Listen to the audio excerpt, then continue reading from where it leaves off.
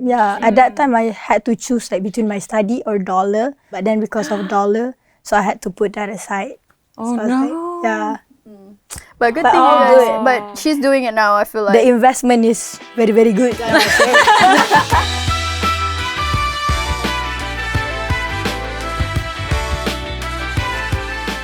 Hello, welcome back to another episode of Net Balance and Chill, a show where we try to humanize personal finance.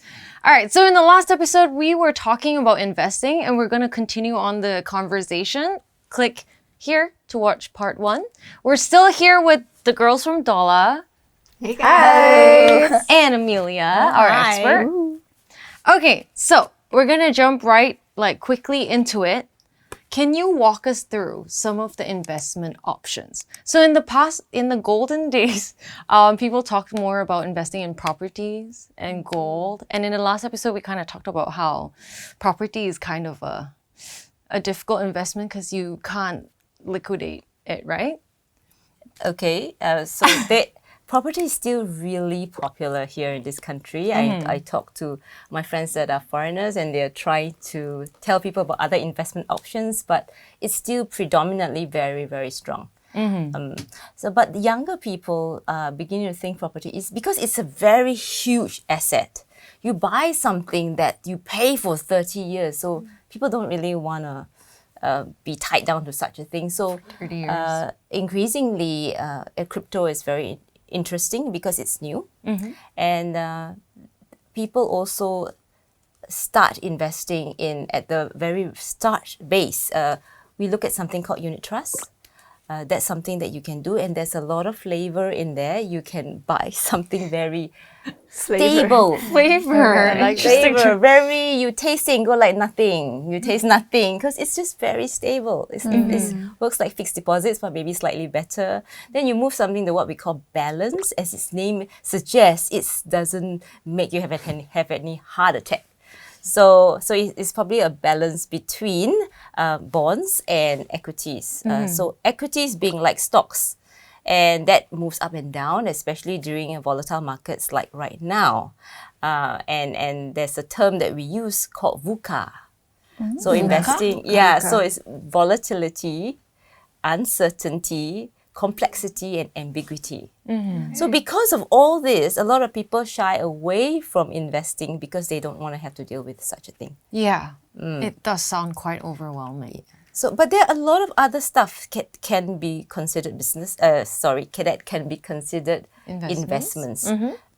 You could invest in a piece of art, or collection of shoes or toys, bags or jewelry. So many things. You can go through a lot of stuff. Investment is not just one thing. Yeah. Is there any particular thing you guys are looking for? No. What do you think would be like the kind of maybe the hot things coming up? Are there? Or is kind of investment kind of stable assets? Hot. I mean, crypto was really hot until recently. Yeah. So I don't think there's anything particularly hot. Yeah, because they all go through cycles. Yeah. So right now, it's more of the opposite. People don't want to invest because they are worried about what will happen in the future. There is a war, or there is interest rate hikes, and people feel afraid to do things. Basically, they're keeping their money in their wallet or the bank account. So in these times, is that like a good or bad thing? You know, I mean, in these times, would it be a good or bad thing that people don't want to invest right now? For them, for the people that are afraid, it's probably because they don't know enough.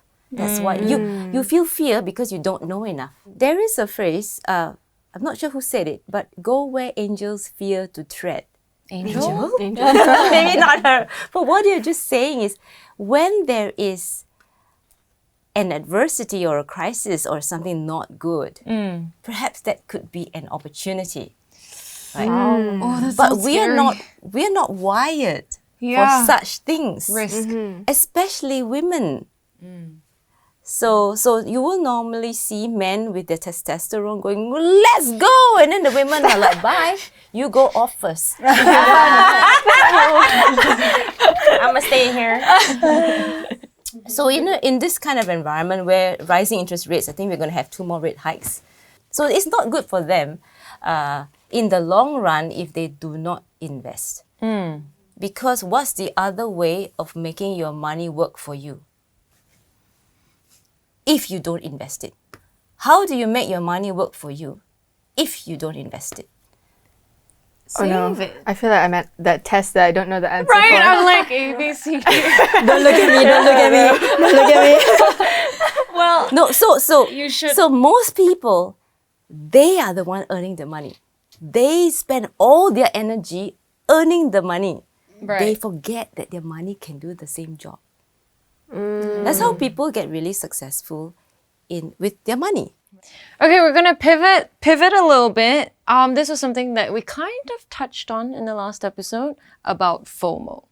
Okay, so are you guys kind of that sort of person that like is scared of missing out on things? Like, do you buy things just because it's in trend? Go to a festival? Congrats on GVF, by the way. Thank you. But yeah, are you guys that sort of person?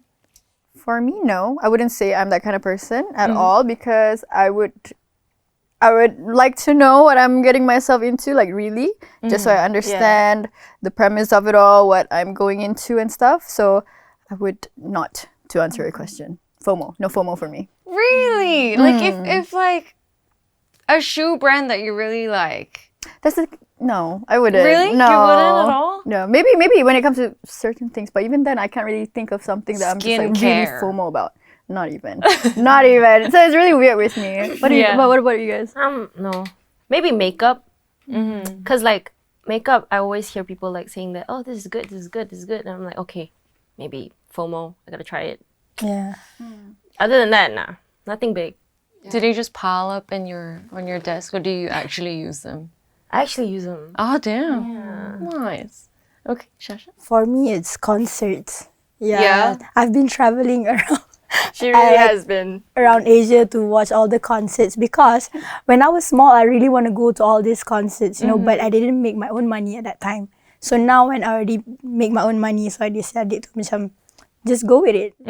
Go. Thailand, here I come. Singapore, I'll go. Yeah? I like that spirit. I like it. But not like, Go. sorry, like color fashion, not really, like just concerts. For me, I think no. I like to, like Sab, I'm kind of like a more, I want to know what I'm getting into kind of person. So even when it comes to like, even just buying a concert ticket or anything, I would like to know that I will really enjoy myself at that concert. But most of the time when I decide to pass on it, I feel like, okay, I have made a reasonable decision and I shouldn't regret it. Something like that. But all these things are still kind of investments in yourself. Like, you know, your happiness. Yeah, exactly. for sure. I just wanted to ask, like, because you girls started performing on big stages and everything, is your concert going experience different?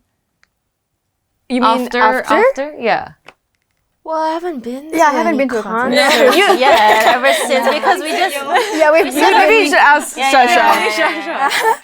It's quite different lah. Yeah, because after. I'm very used to be on the stage. Now I'm watching them performing for me. Yeah. So it's quite different. The excitement is a little bit different as well because I already know how the performance feels, how's the backstage feels like. Yeah. So it's quite different, but I still enjoy it because it's my boy performing. Come on. Yeah, let's go. Okay, it's her boy. And I think it's something about appreciating and learning to appreciate the effort that you see on the stage as well. It's not all about the glitz and the glam of seeing your idol on stage anymore. It's also like crazy. yeah, you know. Speaking of that, have you guys seen that one Hong Kong group that their screen fell off on stage and one guy was paralyzed? Very traumatic video. What? You guys have to mean- see it because that kind of like traumatized all of us, and we're like, I mean, it's not really related to what we're talking about here, but it's not related, but I just gotta slide that in to yeah. Okay, I'm gonna just bring it back. I'm sorry I asked, but yeah. Do you see like this behavior, this in-demand thing, scarcity mindset? The more something's in trend, the more you want to buy into it. Do you see that happening in investments? Behavior? Well, not quite, because investments are not quite scarce. There's so many things to invest in, and there's so much money out there. Yeah. So we don't see people running to invest unless the person that is giving you that investment is saying, we're going to close this round. And What does that mean? I'm going to close this round of investing. Okay. Means you can't come in at this valuation, maybe. If you're coming in later, it's going to be more expensive for you. You're going to have less profits. So that's something that is actually true. When you invest in another part of an investment, maybe private equity or something. And so we don't really have this here in investments, if that's what the question you're trying to ask me. I'm a little bit... Well, no, just like, I think in our previous episodes, like we talked a lot about like scarcity mindset and all that. Like how our brains are like hardwired to kind of want things that other people want. Like just because something's trending, we're like, ooh, it must be good kind of thing. Yeah. So marketers use that to make it very attractive. And so we are like sheep led to slaughter. Okay, no, a lemming's falling off the cliff. It is used to entice people, which is why I think if you're going to be looking at investments, make sure it's boring. So you're not like, I have to get this. It should be, I thought about this. This is going to be great for my long term. I'm going to commit to doing this. It should be a very rational decision. Right. So because you don't want your investments to behave like your life. Most of us live, I think, either very exciting lives or maybe very stressful lives. You don't want your investment to behave the same way. Right. You want it to be something that's like, oh, I've got two pillars behind me. Anything happens, I'm going to fall back on this. So maybe a tad boring might be good. Okay. Yeah. So when I talk about investments, it's not going to sound very exciting. And because I don't want my clients or my friends to make that decision because of, oh, you can't get it tomorrow. Yeah. Right. Yeah. So that then what happens to the person, maybe then they might, oh, I'm not exciting, move on to something else.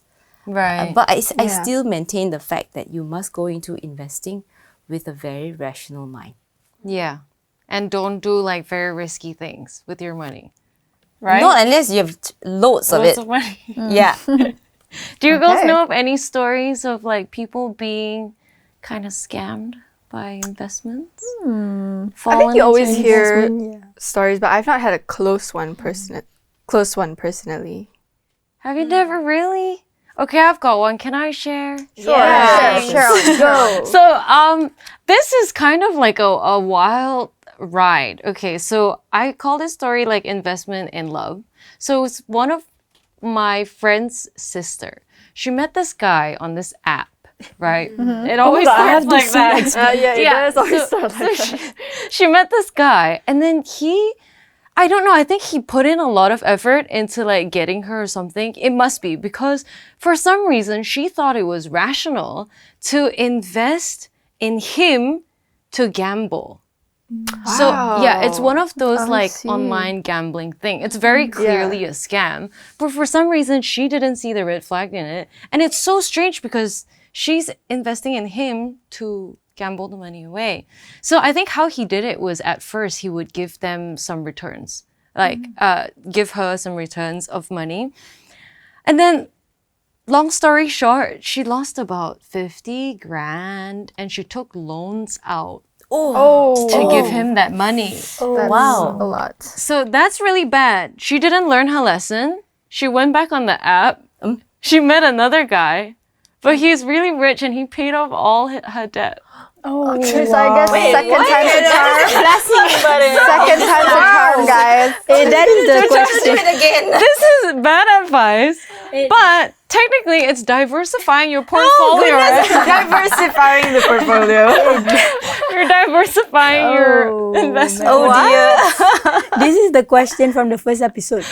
Lost 50 grand, find your soulmate. That is that. Wow. Okay. Well, one thing, it's actually very easy to make a girl fall in love with you. Really? Oh, yeah. Especially if you have lived long enough on this earth for a guy. It's so easy. And if you're doing it professionally, it's even easier. Yeah. Do you hear many stories? True. Yeah. Do you hear many stories Yes. like that? Really? I mean, I'm in this line, right? You hear a lot. Yeah, because I get to go and meet like the heads of this kind of like EPF or PRS, and they will tell stories of what happened to the people. Yeah, so yes, it's quite a lot of stories. Okay, but your story. Is it advisable? No. But once you get returns on your investments, your brain will tell you that's good. Yeah. And then you will constantly get, for a scam, scams do something like you have a greedy monster inside of you and you have something called a security seeker. So they will try to bring out that greedy monster by saying, hey, we can give you X percentage over a year. And you go like, whoa, that's a lot. And then they will use words like guarantee that makes you feel, oh, I'm so secure. This is going to be great. Yeah. And then they also give you consistent returns. Every month they'll give you something to sort of lull you into this, wow, this is fantastic. And then many years down the road, and this is what happens to someone I know, called me up in a panic, and 90% of his entire assets is with this company that has been shut down by the government. Oh dear. Oh my god. That's I've only awful. managed about 10% because I've just met him. So when you face this kind of thing, if they say there's a guarantee, I think it's good to check with Bank Negara. Yeah. They are very helpful. They have a whole list of all the scams. Please don't go there. Yeah. Okay. Yeah. Noted. Noted. But if you meet somebody that's not attached to anybody and telling you to invest in them, then you know you have to do your homework Yeah. to find out more stuff. Yeah. Or just don't do it. Or just don't do it. Do it yourself. Do it yourself, exactly. DIY. yes. No stories, really? But No. What? Nobody you know have ever been I mean, we scammed? can't beat yours now. I mean, Her story is incredible. No. But no, actually, no. I think close maybe ones. because I'm still young. So Yeah. the people that You're- are around me, they're still not out working yet. So investment does not come into the conversation. So many things does not happen yet. Not to jinx That's true. anything. That's kind of true. yeah, it normally happens to middle-aged women and men. Oh, Yeah. Or maybe sorry. I mean, it reminds me of someone that I know. okay, story. What story? I cannot, very privacy. Okay. Okay, so how do people, when they get into situations like this, how do they avoid it? Oh, Are wait, there like clear red flags? Yeah, so I mentioned earlier. The Bank Negara one? That's the Negara. story. So if Okay. something tells you they're going to guarantee you, 2% every month, it seems very little, right? Or they tell you 15% every year. It also seems very little and very possible. We take a leaf or a story from Bernie Madoff. He had, in the US, he had the most successful scam, Ponzi scheme ever. Ponzi. The name Ponzi came from a guy called Charles Ponzi who created this a long, long time ago. Very successful, but it all went bust. So Bernie Madoff also got found out. But what the story was, he gives you 15% per annum, and you think like, yeah, that's okay. Yeah, other investments also around there, no problem. I'll do that. And he'll always say, oh, so many of these famous people invest with me, and not like myself, I can't even say who my clients are. So that's really another red flag, and maybe it seems exclusive, or they use the word guarantee, which in itself cannot be done. Investments cannot guarantee. Bank Negara Securities Commission is very strict on this kind of things, right? So these are things to look out for. Something too consistent, too good to be true is probably too good to be true. Yeah, not true. And please check. Yeah. Okay. Noted. Cool. Okay, I'm gonna direct this question to you. You have to answer it. Okay. Okay. So you run your own business, right? So have you experienced any loss in your business? Like, how long have you been running this business? I want to say about like a year and 3 months. Have you yeah. come to a point where you've experienced any loss in? I would say the first only recently I think we're making progress, but the first year I feel like it's always like heavy because you start off a fresh brand, everything is you have to do the marketing, it's all about putting in more money, which is normal I think with every business. So of course I've experienced it. It was a little demotivating, but never be demotivated because I feel like every business takes time. So how did you deal with it? Like, I get my advice from my dad and my older sister. I feel like they have quite an experience in business as well. So I just consult with them and say, hey, this is what I'm going through. And then my dad will just come in at me and, he'll suggest some things, or he'll just, give me some motivation, just keep pushing, or give me new ideas on how to market my stuff better. So the advice is just to keep going. To keep going, to trust. I think trusting your product is important too. Like, you know that you have a good product out there and there's no reason for people to not get it. But just focus on getting your brand out there. I think it's important for the first few years. But never give up. Yeah, never be disheartened. If you want to do business, just go for it, And plan well. I think everyone has to plan well too. You can't just go Would and you say that a good team is important? A good team is important. It is important, but of course, not everybody has the luxury to, like me, I had my sister on board, and of course, I also recently hired someone to help me with it as well because, like Angie said, we are so busy. But you can do it yourself. A lot of homegrown businesses start off just one person, and it's always possible. You just have to be consistent, put in effort, and I think it'll work out well. Hopefully, we're the best. Yeah. And with the group, with the group, when you guys started, it must have been hard, right? You're investing a lot of your time, your skills, and you've all been to uni and things like that, right? How was that? Like, the decision to invest all your time and your career into doing what you're doing. I mean, technically, Dolla is a business. Yes. We ourselves are like a business on its own. It is, yeah. So I think it was definitely very worrying in the beginning because as a girl group, it's kind of risky in this industry to come out with what we did, and it was kind of different as well. Yeah. So we did talk amongst ourselves. We were like, okay, it's a risk, but you know what? We decided as well to just put our 110 for the initial few months that we had trained, or the year that we trained before we debuted, and we trusted our team. And look at where we are. I guess it's a risk. Somehow we're here. It's all or nothing, Yeah, Because we made that first decision to step out and start it, so we cannot go backwards now, and it's only moving forward, and we only get better. We can only get better. We're still learning. I mean, every single day we're thinking, how can we improve on Dolla? Yeah.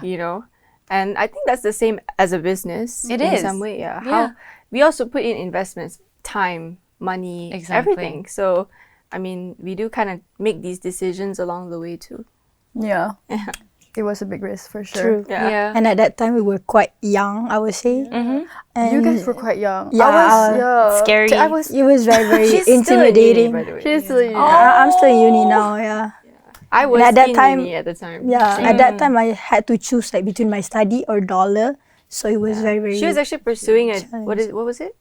I wanted to take medic. Yeah, but then because of Dolla, so I had to put that aside. Oh, So I was like, yeah. But good But thing you all guys. good. But she's doing it now. I feel like The investment is very, very good. that is true. That is true. Oh, should I walk out now? But we all did sacrifice quite a bit ourselves. So, Yeah. but it paid off. The rewards were not just monetary, obviously. Yeah. The rewards were, this is our dream, this is our passion.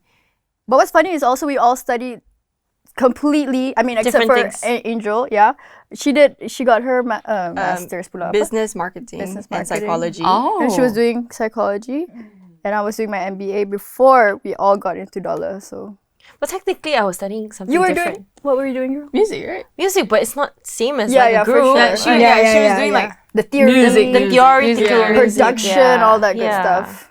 Nice. Is there a moment in your career so far that you've kind of recognized it as, damn, that was all worth it? All that time, all the investment was worth it?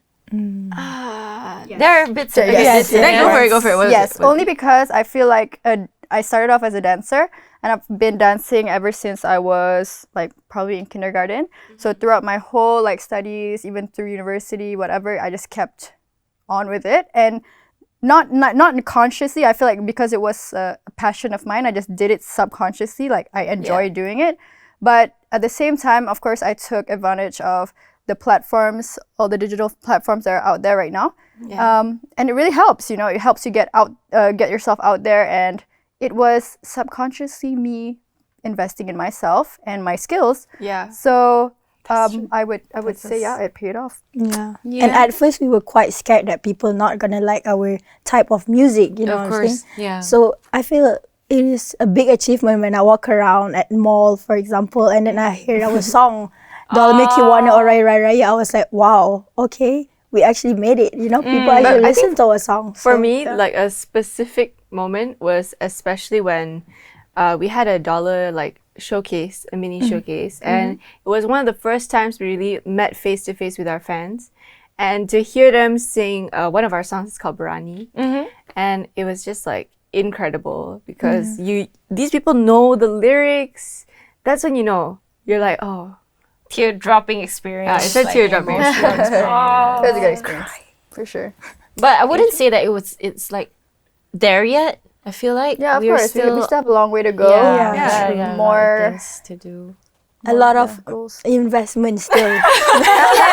Topic of the day, guys. Investments to go. Still a lot to invest in ourselves and also to you guys, Idol. Yes. Yeah, a lot of investments and gains to have. Yep. Yeah. Good luck with that.